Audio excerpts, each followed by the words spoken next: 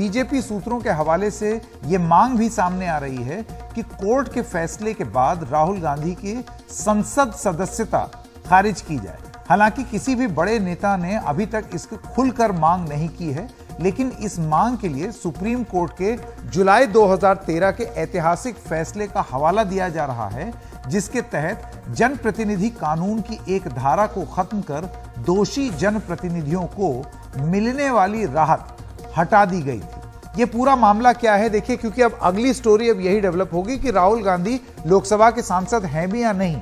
कुछ कानून के जानकार ये मानते हैं कि जैसे ही आप दोषी करार दिए जाते हैं, जैसे कि इस अदालत ने दे दिया है, सुप्रीम कोर्ट के 2013 के इस ऑर्डर के बाद अब ऑटोमेटिकली आप डिस्क्वालीफाई हो जाते हैं। लेकिन यह ऑर्डर स्पीकर के पास आना चाहिए और उसके बाद स्पीकर उस पर जो भी फैसला सुने। रिप्रेजेंटेशन ऑफ पीपल एक्ट यानी कि जनप्रतिनिधि कानून के सेक्शन 8(3) के तहत पहले से यह प्रावधान है कि कोई भी सांसद, विधायक या विधान पार्षद अगर किसी ऐसे अपराध का दोषी पाया जाता है जिसके तहत उसे कम से कम 2 साल की सजा हो, क्योंकि यहां हुई है, वो तुरंत अपनी सीट खो देगा। लेकिन जनप्रतिनिधि कानून का सेक्शन 8(4) ऐसे जनप्रतिनिधियों को राहत देता था।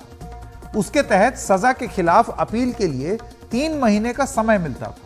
ऐसे में दोषी जनप्रतिनिधि तब तक अपनी सीटों पर काबिज रह सकते थे जब तक वो जिला अदालत, हाई कोर्ट या सुप्रीम कोर्ट तक अपनी सभी अपीलों का पूरी तरीके से इस्तेमाल न कर ले। 10 जुलाई 2013 को सुप्रीम कोर्ट ने लिली थॉमस बनाम केंद्र सरकार मामले में ऐतिहासिक फैसला सुनाया। सुप्रीम कोर्ट की जस्टिस A.K. पटनायक और जस्टिस S.J. मुखोपाध्याय की बेंच ने जनप्रतिनिधि कानून के इस सेक्शन यानी कि सेक्शन 8(4) को रद्द कर दिया।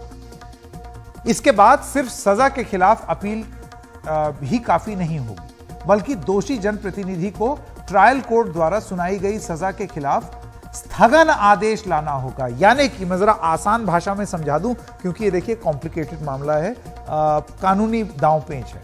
हमने बहुत सारे कानून के जानकारों से बात की और उनका यह कहना है कि अगर राहुल गांधी एक ऊंची अदालत से इस फैसले के खिलाफ जो सजा उनको मिली, यानी कि उनको दोषी करार किया, तो अगर वो ये आदेश किसी ऊपर की अदालत से ले आते हैं कि वो दोषी हैं ही नहीं, ऐसे में उनकी जो लोकसभा सांसदी है वो बच सकती है। लेकिन सुप्रीम कोर्ट के इस 2013 के कानून के बाद, इस आदेश के बाद ऑटोमेटिकली एक ऐसी स्थिति बनती है कि क्योंकि आपके खिलाफ आप दोषी पाए गए हैं और 2 साल की सजा है, तो ऐसे में आप डिस्क्वालीफाई हो जाते हैं।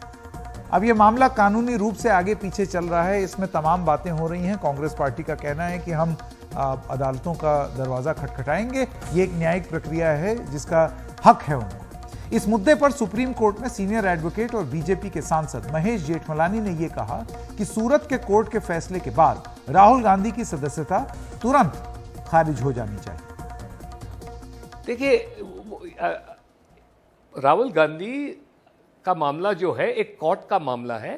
कोर्ट ने उसको सजा दी है और वो सजा के बहुत गंभीर नतीजे हैं और एक ही तरफ से उसका इलाज है, और वो है कि वो अपील कोर्ट जो सेशंस कोर्ट बनता है इस केस में, वो उसके सामने अपना पिटिशन पेश करके जो भी अपने निर्दोषी के बारे में कहना है वो कहें, ताकि उनको राहत मिले सुपीरियर कोर्ट से, अपेलेट कोर्ट से। बाकी ये सब पब्लिक में कहना वो ठीक है, आपको पॉलिटिकल ऑप्टिक्स के लिए ये सब कुछ कहना है तो ठीक है, लेकिन वास्तव में ये उनको मदद नहीं करने वाला है।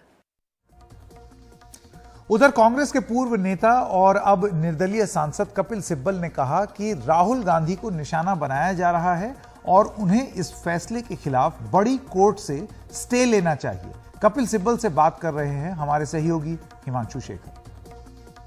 मेरे साथ कपिल सिब्बल हैं। राहुल गांधी का जो कन्विक्शन हुआ है उसको आप कैसे देखते हैं?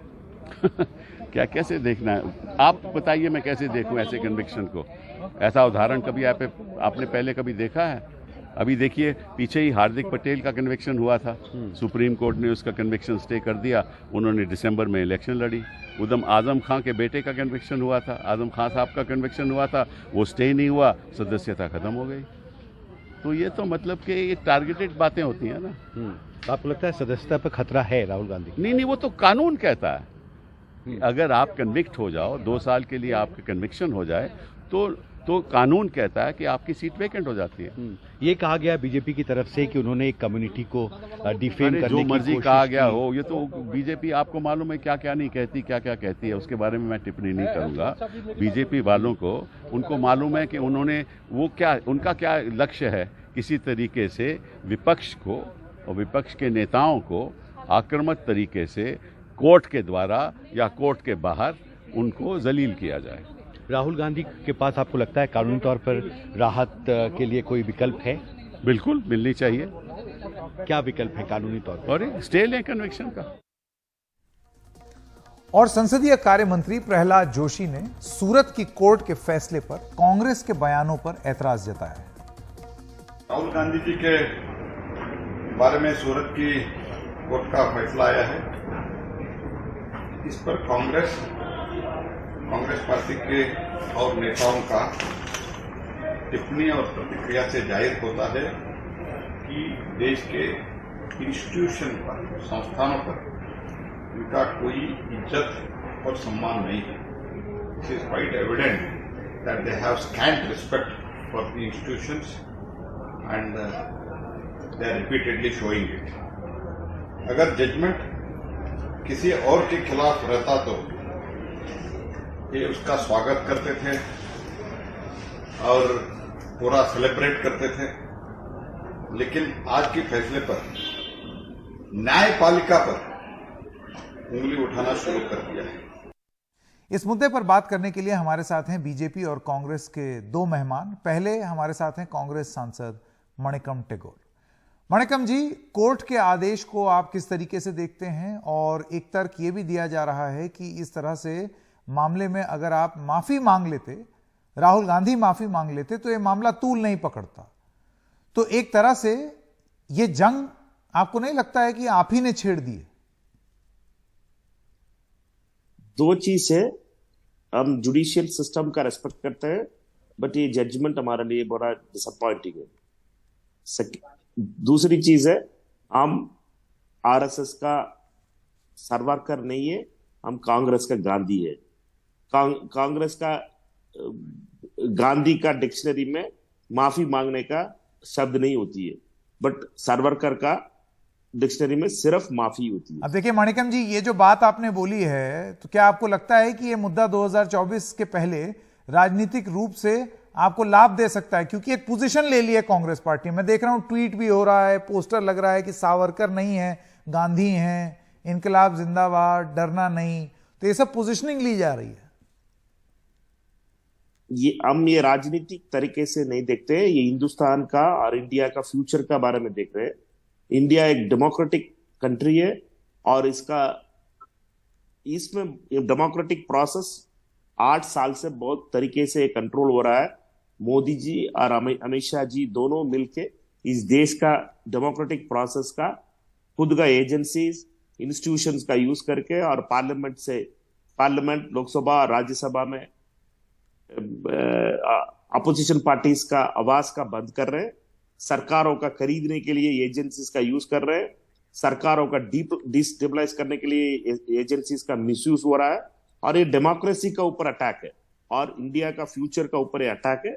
इस अटैक से हिंदुस्तान बचना चाहिए और ये मोदी और अमित शाह का इस राजनीतिक हमला और अटैक का ऊपर कांग्रेस कंटिन्यू लड़ाई लड़ते रहेगी। जी मणिकम जी, बहुत बहुत धन्यवाद जुड़ने के लिए। नलिन कोहली बीजेपी के नेता और वरिष्ठ वकील भी हमारे साथ हैं। नलिन जी, इस पूरे मामले पर आपकी पहले तो प्रतिक्रिया जान लें। पहली प्रतिक्रिया यही है कि राहुल गांधी जी को सोच समझ के बोलना चाहिए, क्योंकि एक कानूनी प्रक्रिया के तहत उनकी कन्विक्शन हुई है। कन्विक्शन क्यों हुई?